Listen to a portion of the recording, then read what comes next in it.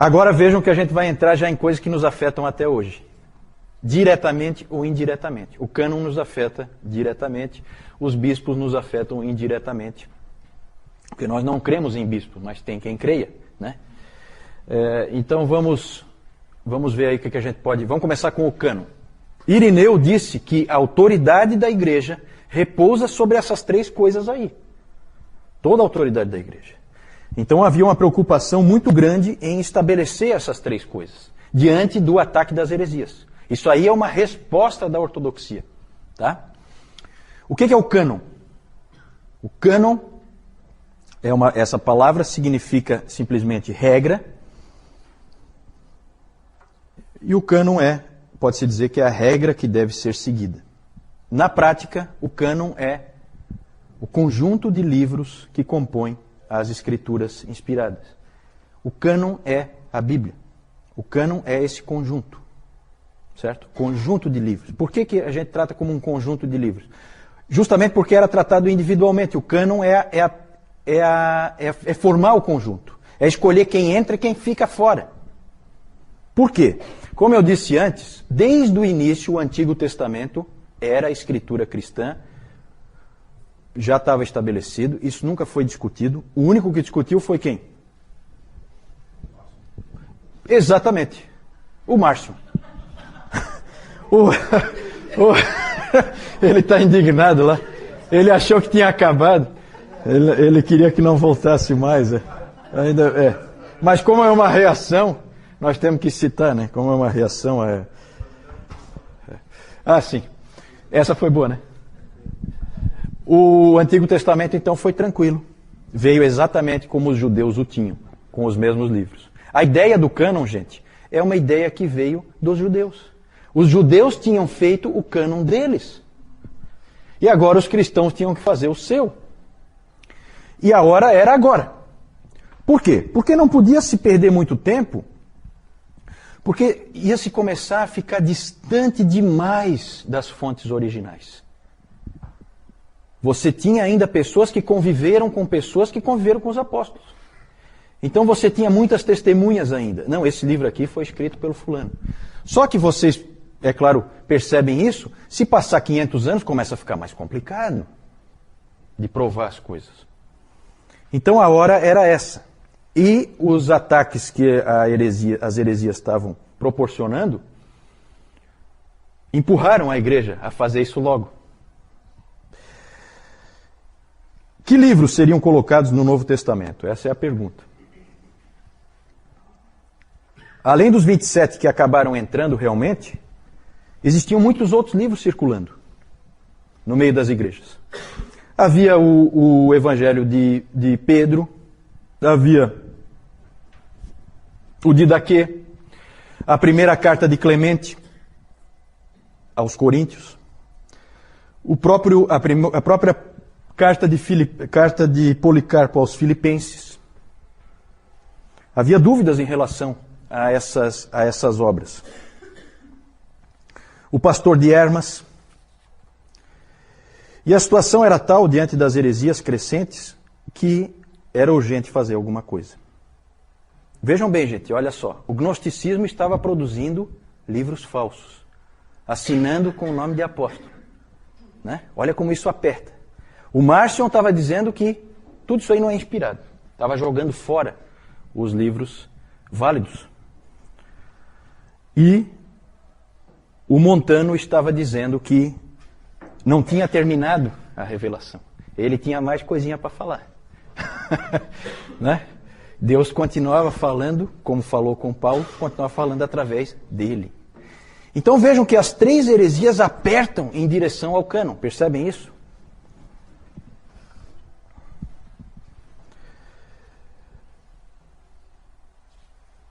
O Novo Testamento ele foi sendo formado a partir de listas que havia nas várias igrejas. É interessante essa coordenação das igrejas. Uma igreja, essa coisa da igreja católica é uma coisa muito interessante, uma coisa bonita, porque eram igrejas em lugares completamente diferentes, numa época em que a comunicação não era tão fácil como é hoje, e elas se coordenavam.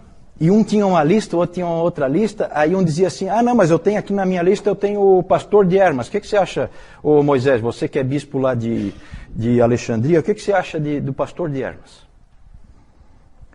O pastor de Hermas, eu acho que lá na minha igreja nós não aceitamos como autoritativo, não. Poxa, mas eu achava que era. Começou esse tipo de troca, sabe? Várias listas existiam. Se convencionou dizer que o cânon estava definitivamente constituído quando, com o estabelecimento da lista de Atanásio, que foi um pai da igreja, que foi em 367, ele pegou e deu a lista que acabou sendo a lista que nós temos hoje. Mas, na verdade, isso é consenso, tá? Isso foi construído por consenso. Tem umas histórias interessantes, como uma carta lá do ano 200, em torno do ano 200, em que houve um bispo de Antioquia que escreveu para os irmãos de uma outra região, onde ele tinha visitado aquela igreja, relatando na carta que ele havia mudado de opinião em relação ao evangelho de Pedro. Ele tinha dito lá para esses irmãos que não, leiam também, aqui nos cultos, leiam também o evangelho de Pedro. Depois ele pensou melhor e analisou talvez alguma coisa, ou alguém conversou com ele, e ele daí recomendou para esses irmãos, não leiam o evangelho de Pedro. Eu volto atrás no que eu disse. Né? É interessante esse tipo de coisa, esse tipo de registro. Na verdade, o cânon já estava concluído quando o último livro da Bíblia foi escrito. Certo? Isso é importante. O estabelecimento do cânon é um reconhecimento, não uma imposição. O cânon já estava lá. As escrituras já estavam lá. Só que Deus tinha que conduzir a igreja na sua providência para que a igreja discernisse quais são esses livros inspirados. E ela discerniu, e esse é um processo muito bonito. Uma coisa que foi acontecendo com muita seriedade e que Deus realmente conduziu a igreja à formação do cânon. É muito estranho, nós protestantes evangélicos, é interessante como a gente despreza, né, a história da igreja e esses pais antigos, a gente acaba meio que desprezando eles. Na verdade, nós dependemos deles. Né? Calvino nunca desprezou. Calvino dizia que Calvino tinha grande apreço pelo consenso, o que ele chamava, né, o consenso dos 5 primeiros séculos. Ali as bases foram estabelecidas. Ali é uma época importantíssima.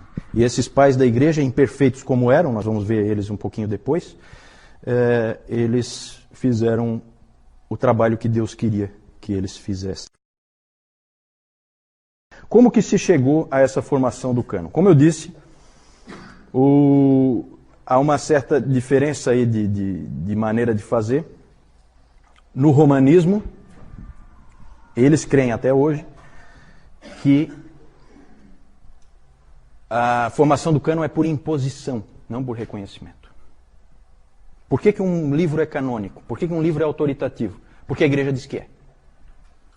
Essa é a posição católica romana. Ele é canônico porque a igreja disse que ele é. E isso deu a ela a possibilidade, essa crença, nessa doutrina, de que a formação do cânon é por imposição da igreja, deu margem a que ela pudesse alterar o cânon. E como ela alterou no Concílio de Trento no século XVI. Né?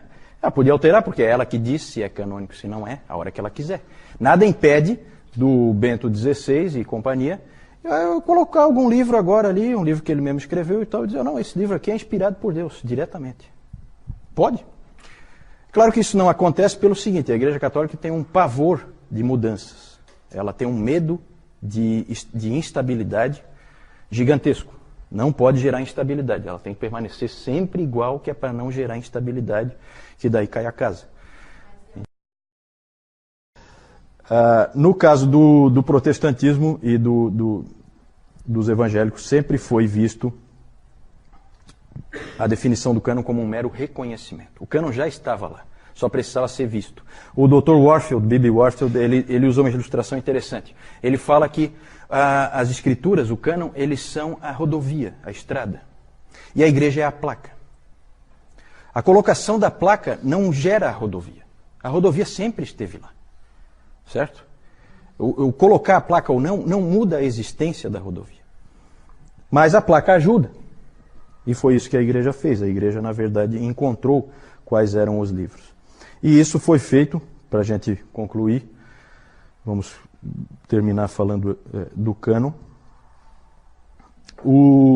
Como que ela definiu esses 27 livros? De uma maneira muito interessante. Pela evidência externa e pela evidência interna. A externa sempre mais importante. Eles chegaram à conclusão que inspirados eram os apóstolos e os profetas. E que o que eles escreveram veio de Deus. Então bastava você localizar um texto que todo mundo sabia que era um texto escrito por um apóstolo, e esse texto, então, entrava no cânon. E foi assim que foi feito.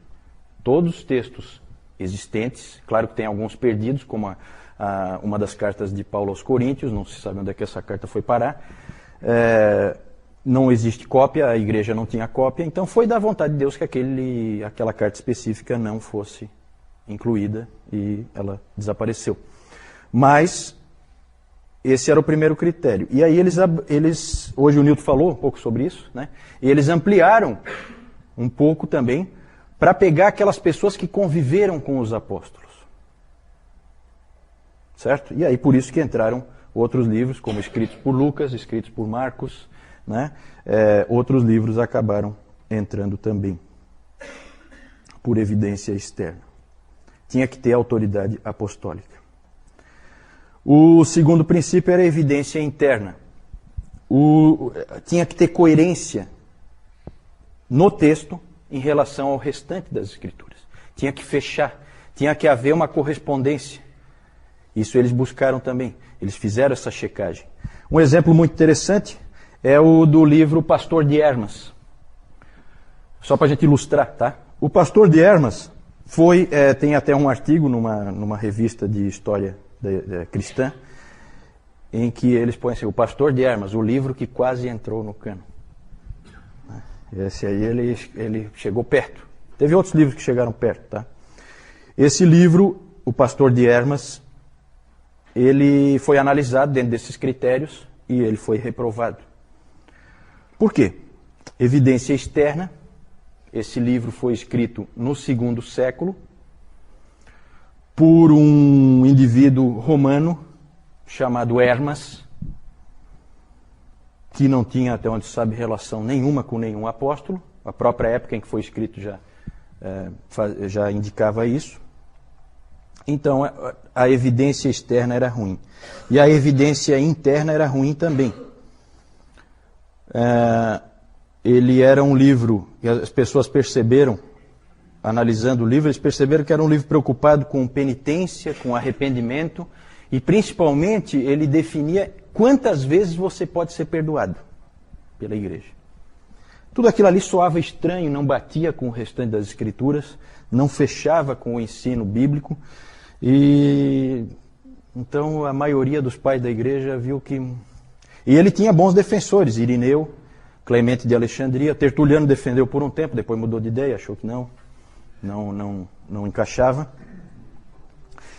E ele também tinha umas visões esquisitas a respeito da doutrina da Trindade. E aí ele não passou nem pela evidência externa e nem pela evidência interna. Rejeitado. Rejeitado, não faz parte da Bíblia. E certamente ele teria definido outras doutrinas e teria modificado o cristianismo. Certo? Nós vamos ver que coisas esquisitas aparecem, mesmo a gente não tendo esse tipo de livro no cânon. Né? Mais para frente nós vamos ver todo tipo de esquisitice aparecendo na igreja, que criou uma série de problemas. Então é isso, o cânon foi definido assim. Alguma pergunta a respeito do cânon? Isso. A pergunta da Jussara, a colocação dela é em relação a como cada igreja... Qual a situação de cada igreja, né? Que na verdade elas tiveram que se coordenar. Então, aparentemente, cada igreja não tinha todos os livros. E às vezes tinha livros que acabaram não entrando, e outros que acabaram entrando ela não tinha. E realmente era assim. Só que rapidamente elas tinham, especialmente nas cidades maiores, mais influentes. Certo? Por quê? Porque um levava para o outro. Então aquele exemplo daquela carta ali, né? Tinha correio. Então e é interessante nessa época que isso aparece muito claramente. Os presbíteros de uma igreja se preocupam profundamente com os presbíteros da outra igreja. Mais ou menos como acontece no Novo Testamento.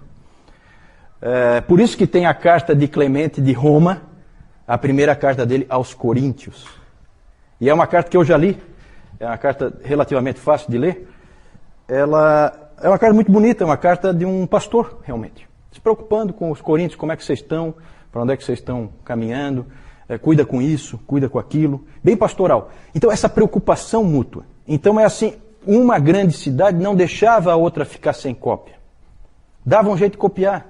Então como ele disse assim, aquele bispo que nós falamos antes, que visitou uma outra igreja, ele falou assim, leiam também o Evangelho de Pedro. Como é que ele vai ler se ele não tem? E eles provavelmente não tinham. Então, se providenciava, as igrejas se ajudavam, os irmãos se amavam, eles procuravam ajudar uns aos outros. A igreja era única, não havia várias igrejas. Havia heresias, mas não divisões. Ainda.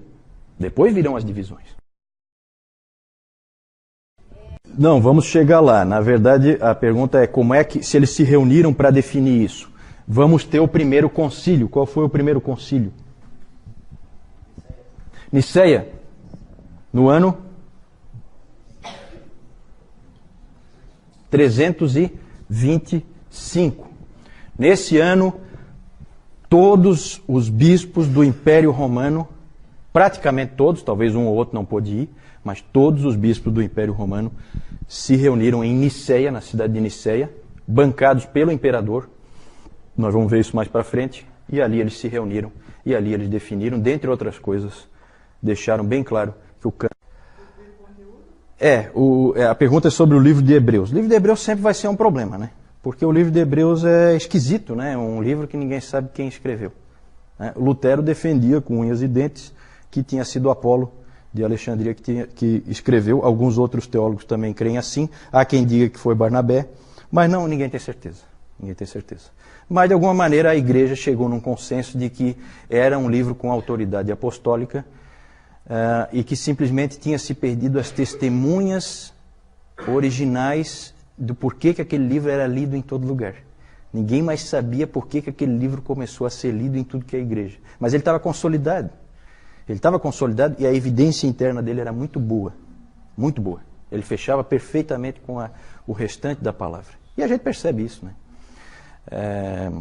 E é um livro muito rico que, na verdade, preencheu lacunas, né, da palavra. Se você for analisar o Novo Testamento como um todo, ele lança luz, né, sobre muita coisa que complementa o restante. Inclusive havia dúvida se tinha sido Paulo que tivesse escrito. Só que é muito diferente dos escritos de Paulo. Só que a posição dele indica isso, né? Ele foi colocado numa posição meio que puxando para a possibilidade de ser um livro de Paulo. Ele foi jogado meio que ali perto porque havia essa dúvida. Talvez fosse de Paulo. Mas é diferente, né? A gente percebe que é diferente. Mas pode ser diferente porque ele não é uma carta, ele é muito mais um tratado. Ele é diferente no seu estilo, então pode ser por isso que ele seja tão diferente. Mais alguma pergunta? No Concílio de Niceia ficou definido que aqueles livros eram os livros... Claro que havia certas resistências, em alguns lugares continuou se usando outros livros que já se usavam naquelas igrejas e tal, então a coisa foi consolidando às vezes aos pouquinhos, né? Porque às vezes um livro já era lido há muitos anos numa determinada igreja, e aí não é de uma hora para outra que você pega e exclui, né? Mas com a lista de Atanásio estava consolidado. Na verdade, se você pegar um livro como o do Norman Geisler, que é a Introdução Bíblica, você vai ver que o grosso das listas era tudo parecido. Variava um aqui, um faltando, como a Jussara falou antes, um faltando e um a mais. Mas é um ou outro assim. As listas eram muito semelhantes. Então foi se gerando um consenso, e o consenso acabou prevalecendo, e toda a igreja acabou adotando os 27 livros do Novo Testamento que a gente usa hoje, e não houve problema nenhum, ninguém resistiu. Assim, havia muita unidade da igreja, né? E é interessante que o cânon foi formado nessa época, porque era a época certa para formar, enquanto havia unidade. né? Ah, certo. A questão, o que é inspirado? Se é o conteúdo ou se são os autores? Eu não sei. Eu acho que é as duas coisas, né? Eu não sei. Eu não vejo de que maneira isso aí afeta. Por que a tua preocupação assim? Não é preocupação. Eu Deixar claro que até ele comentou de manhã que nos textos bíblicos até ele mostra falhas e erros que esses próprios homens cometeram. Ah, sim, tu queres dizer assim que um determinado escrito de Paulo podia ser inspirado e o outro não. É isso que tu queres dizer? Não? É que tu falou que o autor era inspirado. Certo. Talvez eu me expressei mal. Talvez é melhor a gente falar que as escrituras eram inspiradas, então aquele texto... Não, ótimo. Não, foi boa a tua... Eu acho que fica melhor. A gente coloca que as escrituras foram inspiradas, aquele texto foi inspirado por Deus no autor. E o autor, então, colocou, né? Ele não tinha consciência de que ele estava fazendo isso, não é um ditado, né? Mas ele estava escrevendo a palavra de Deus, né? Isso eles tinham bem consciência, né? Obrigado por essa correção, acho que é importante.